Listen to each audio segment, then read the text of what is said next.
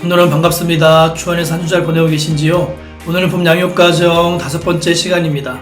지난번에는 디모데전서의 개론적인 내용, 배경과 주된 인물, 그리고 말씀의 구성을 다루었었습니다. 이번 시간에는 디모데전서를 더 구체적으로 다루려고 합니다. 오늘 주님의 말씀이 성경을 가지고 함께 강의를 시작하겠습니다. 지난번 내용을 한번 복습해보면 디모데전서는 바울이 디모데에게 보내는 개인적인 편지로 목회 서신이라고 말씀드렸었습니다. 그리고 이 디모데전서는 성경에는 구체적 역사적 진행이 없는 바울의 4차 전도여행과 관련이 깊은 책이며 특별히 에베소에서 목회를 감당하고 있는 자신의 영적인 아들인 디모데에게 올바른 목회의 방향과 더불어 목회자의 자세와 신앙에 대해서 설명하는 책이다라고 설명드렸었습니다. 이제 디모데전서의 그 장과 절의 순서로 말씀을 보시면 디모데전서는 크게 1장부터 3장까지의 전반부와 4장부터 6장까지의 후반부로 양분할 수 있습니다. 지난번 설명드린 대로 이 중 전반부가 목회의 직무의 본질 및 내용들을 다루고 있다면 후반부는 목회의 직무를 수행하는 목회자의 자세에 대한 교훈들을 주로 다루고 있습니다. 전반부인 1장부터 3장의 전반부의 내용을 좀 더 자세히 살펴보자면 먼저 1장에서 바울은 디모데에게 이단 사상을 경계하라는 주제와 함께 개인적인 격려를 하고 있습니다. 첫 문단이 1장 1절부터 11절을 보시면 바울은 발신자와 수신자를 표기하고 수신자인 디모데에게 촉도를 한 후에 자신이 디모데를 또한 에베소에 남겨둔 직접적인 이유와 이단 사상을 경계하는 것에 대해서 말하며 상기시켜 줍니다. 이렇게 바울이 편지의 첫 머리에 디모데의 또 에베소 체류 목적을 상기시키는 것은 곧 목회자 디모데가 수행해야 할 가장 본질적인 직무가 복음 진리를 사수하는 것에 있음을 각인시키고 있다 할 수 있습니다. 이어 20절까지 해서 바울은 자기 자신의 신앙 간증을 디모데에게 들려주며 디모데에게 믿음의 선한 싸움을 싸우도록 격려하고 있습니다. 여기서 저희가 잘 아는 말씀인 바울이 자신을 향하여 죄인 중에 괴수였다 말하면서 회심 이후 바울 자신이 복음의 일꾼으로서 직분을 맡게 된 것은 넘치는 주의 은혜였음을 간증하고 있습니다. 그리고 그럼으로써 동일하게 복음의 일꾼으로서 직무를 수행하게 될 디모데에게 믿음의 선한 싸움을 싸우도록 바울은 격려하고 있습니다. 근데 여기서 바울이 디모데에게 경계시키고 있는 이단은 과연 무엇인가? 본문에서 바울은 이단자들에 대해 다른 교훈을 가르치며 신화와 끝없는 족보에 몰두하며 율법에 대한 바른 이해도 없이 율법의 선생이 되려 하는 자들이라고 그렇게 묘사하고 있습니다. 이를 종합해 볼 때 바울이 경계하고 있는 에베소의 이단은 유대주의와 헬라의 이원론 사상을 결합한 소위 초기 영지주의라고 할 수 있습니다. 이 초대교회사를 살펴보면 이러한 영지주의 사상은 이후에 더욱 심화되고 체계화되어서 다음 세기 2세기에는 기독교 복음의 근간을 위협하는 가장 거대한 적대 세력으로 등장하게 됩니다. 영지주의는 쉽게 말하면 보이지 않는 영적인 것은 선하고 보이는 육적인 것은 악하다라는 전제가 깔려 있습니다. 이렇게만 보면 좋은 말 같고 기독교적인 색채가 있는 것 같지만 이들이 부정하는 것이 있는데 바로 예수님의 성육신입니다. 영지주의는 예수님께서 인간의 몸으로 오신 것을 보면서 예수가 저급한 육신의 옷을 입었으니 예수가 하나님의 아들, 신이라는 것을 인정하지 않습니다. 그리고 인정한다고 해도 하급의 신으로 취급하는 것이 이 영지주의의 주장입니다. 그런 예수님께서 하신 구원의 역사와 십자가의 사역을 영지주의자들은 인정하지 않습니다. 그래서 이 영지주의가 이단으로 점철되어지는 것입니다. 지금 보면 참 유치한 생각인 것 같지만 당시에는 유대주의와 헬라 철학이 대세였기 때문에 이 사상들을 힘입은 영지주의는 큰 영향을 초대교회와 성도들에게 주었습니다. 그런데 바울은 이러한 영지주의의 영향을 미리 예견하고 있었습니다. 바울은 이미 3차 전도여행을 마치고 귀환하던 때인 AD 58년경 밀레도에서 에베소의 장로들을 초청하여 권면하는 자리 가운데 장차 이단들이 출현하여서 복음의 진리를 훼손할 것을 예언하였습니다. 그리고 본 서신보다 몇 년 앞서 기록된 골로새서에서는 이미 이러한 영지주의 이단 사상이 소아시아에서 두드러진 활동을 시작하였음을 보여주고 있습니다. 그리고 후에 4차 선교여행 중 에베소를 다시 방문한 바울은 자신의 밀레도에서 예언해 그 현실화된 것을 직접 눈으로 목도하게 됩니다. 그래서 바울은 만일 에베소에 출현하여 활동을 시작한 이단 사상을 그대로 방치할 경우에 에베소 교회뿐만 아니라 소아시아 전 지역의 교회가 이단 사상에 휩쓸릴 위험성이 있다는 것을 직시하였고, 그래 바울은 마게도냐로 떠나면서 가장 믿을 만한 통역자인 디모데를 에베소에 남겼던 것입니다. 그리고 이제 이단을 경계하는 문제의 중요성을 디모데에게 상기시키면서 바울은 디모데전서 처음부터 그로 하여금 복음 진리를 수호하기 위해 거짓 진리와 거짓 교사들을 향하여 믿음의 선한 싸움을 싸우도록 격려하고 있는 것입니다. 그리고 다음으로 2장부터 3장 초반까지는 디모데가 수행해야 할 목회 직무의 내용으로서 중보기도 요청 및 교회 질서와 조직 문제에 대해 차례로 바울은 제시합니다. 먼저 2장 1절부터 7절을 보시면 바울은 위정자들을 비롯한 모든 사람들을 위한 중보기도를 명령하고 있으며 이러한 중보기도를 해야 하는 이유로서 모든 사람이 복음의 진리를 깨달아 구원에 이르기를 원하시는 하나님의 마음을 제시하고 있습니다. 그래서 바울은 교회의 관심 영역이 교회의 기존 울타리에 제한되어 있는 것이 아니라 교회 울타리 밖의 불신자들을 향하여서도 확장되어야 함을 시사하고 있습니다. 더불어 기도 문제에 연속하여 2장 중후반부에서 바울은 공적 예비시 남녀 성도들의 품행 및 창조 원리에 근거한 상호 간의 기본 질서에 대한 교훈들에 대해서도 제시하고 있습니다.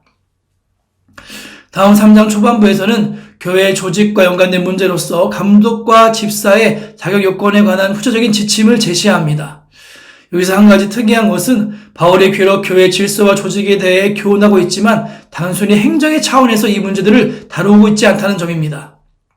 PPT를 보시면 각각의 내용을 통해 이를 알 수 있는데, 즉 바울은 교회 영적 질서에 대해 언급하는 대목에서 남녀 성도들의 품행에 대해 강조하고 있으며 또한 교회 조직과 관련된 감독과 집사의 자격 요건에 대해 다루는 그 대목에서도 그들의 바른 행실과 인격을 강조하고 있는 것을 볼 수 있습니다. 이는 곧 목회 초년병인 디모데가 목회 사역을 수행하면서 중점을 두어야 할 것은 외적 형태로서의 조직과 체계보다는 그 조직과 체계를 구성할 사람들의 내적 상태라는 것을 말해준다라고 볼 수 있습니다. 교회의 질서와 조직은 단지 행정적인 차원에서 접근해야 할 문제가 결코 아니며 교회는 구속받은 성도 개개인이 각 지체를 이루어 한 몸을 구성하는 그리스도의 몸으로서 세상의 조직 체계나 기관과는 근본적으로 성격이 다르다는 것을 바울은 증거하고 있습니다. 따라서 목회자의 모든 직무는 언제나 그리스도의 몸을 이루는 성도들 자체에 대한 관심에서 방향이 설정되어야 한다라고 바울은 강조하고 있는 것입니다. 이제 전반부 마지막 3장 14절에서 16절에 바울은 본 서신을 기록한 동기를 밝히고 있습니다. 바울 자신이 본 서신을 디모데에게 써보내는 이유는 곧 그로 하여금 하나님의 집이자 진리의 기둥과 터인 교회에서 어떻게 직무를 수행해야 하는지 알려주기 위함이다라고 말하고 있습니다. 교회에 대한 이러한 정의를 통해 바울은 전반부에서 언급한 목회 직무의 본질과 내용에 대해 요약적으로 인식시키고 있다라고 볼 수 있습니다. 즉 목회자란 하나님의 집에서 일하는 청지기와 같은 자로서 하나님의 집에 속한 권속들을 섬기며 또한 복음의 진리를 떠받치고 수호하는 직무를 수행하는 자라는 것을 제시하고 있는 것입니다. 이제 다음으로 디모데전서의 후반부인 4장과 6장의 내용을 보시면 지난번 개론 때 설명처럼 후반부인 4장부터 6장의 내용 역시 목회의 직무와 관련한 제방 교훈을 제시한다는 점에서 전반부와 확연한 단절은 없습니다. 그러나 전반부와 중요한 차이가 있다면 후반부에서는 목회 직무에 관한 교훈들을 다루면서도 그 직무들을 다루고 있는 목회자의 자체에 대한 교훈에 초점을 맞추고 있다고 하는 점입니다. 즉 목회자는 목회의 직무를 수행하면서 무엇에 힘써야 하고 어떤 자세와 가치관을 가져야 하는지를 바울은 중점적으로 다루고 있습니다. 그 내용을 좀 더 세부적으로 살펴보면 먼저 4장 1절부터 16절의 두 문단에서 바울은 배교자들의 거짓 교훈에 대해 경계하면서 참 교사로서 목회자가 무엇에 힘써야 하는지를 교훈하고 있습니다. 즉 거짓 교사들과 달리 디모데는 바른 진리의 말씀으로 성도를 양육하며 경건에 이르기를 힘쓰고 신앙과 행실의 모든 면에서 성도들의 본이 될 것을 권면합니다. 다음 5장에서는 목회자가 남성과 여성, 늙은이와 젊은이들, 교회 내 각 성도들을 어떤 자세로 대해야 하는지에 대해 교훈합니다. 구체적으로 바울은 늙은이들에게서는 또 아비 대하듯 하며 젊은이들에게는 형제 대하듯 하라고 말하고 있습니다. 그리고 늙은 여자를 향하여서는 어미 대하듯 하며 젊은 여자를 향하여서는 깨끗한 마음과 태도로 자매 대하듯 하라고 말하고 있습니다. 바울은 교회에서 남녀 및 연령층의 성도들을 향한 올바른 관계는 바로 가족을 대하듯 참된 사랑으로 대할 것을 권면하고 있음을 알 수 있습니다. 그리고 이런 맥락하에서 소외된 이들, 즉 참가부에 대한 돌봄의 당부, 그리고 더불어 목회자인 장로에 대한 예우, 권증의 공정한 시행, 믿는 상전에 대한 종들의 자세 등의 문제에 대해서도 교훈하고 있습니다. 이어 6장의 전반부와 또 중반부에서도 목회자의 진정한 또 바른 모습에 대해 바울은 교훈합니다. 바울은 여기서 거짓 교사들의 부패한 특징들에 대해 묘사하면서 특히 무력에 대해 경계할 것을 강조하고 있습니다.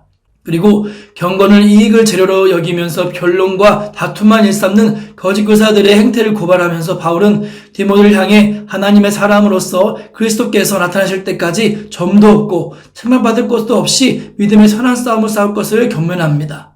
그리고 이제 마지막 6장의 마지막은 본 서신의 끝맺는 말로서 바울은 여기서 이단자들의 헛된 변론을 경계하며 그에게 부탁한 복음의 진리를 사수하는 것을 당부함으로써 서신을 마무리하고 있습니다.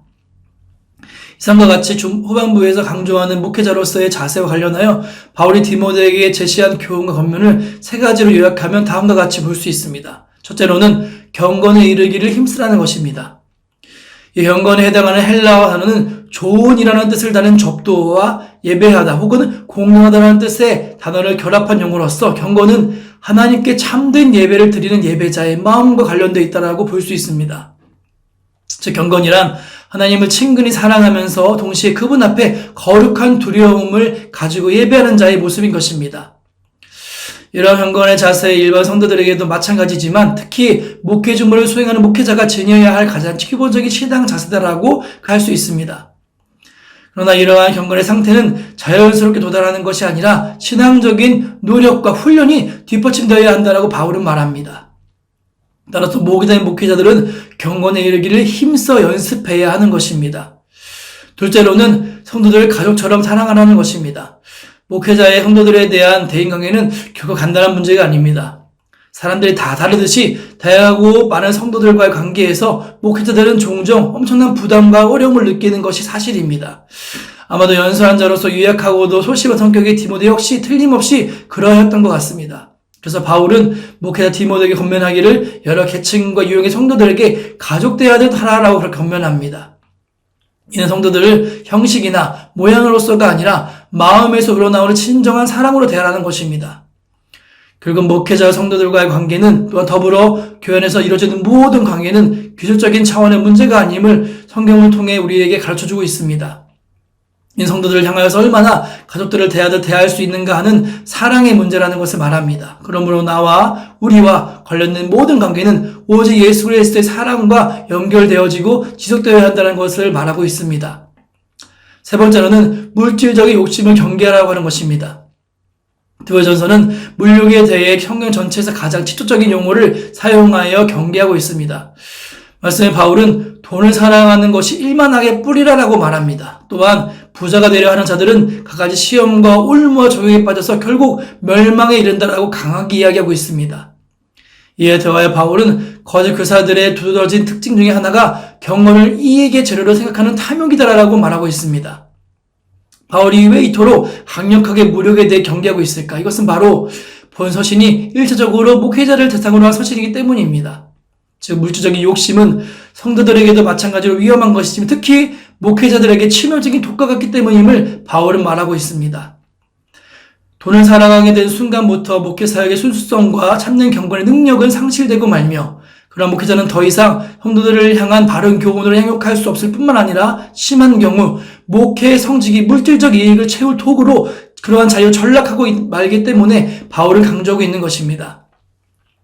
이는 목회자뿐 아닌 모든 성도들과 모든 사람들에게도 마찬가지입니다.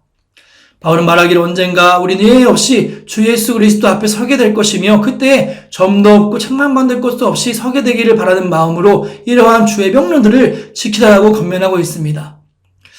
이러한 바울의 권면은 비단 디모데뿐 아니라 복음을 위해 사역하는 모든 목회자를 향한 통일한 권면이며 주의 성도들을 향한 중요한 교훈이 된다라고 말할 수 있습니다. 오늘 강의는 디모데전서의 구체적인 부분을 다루었습니다.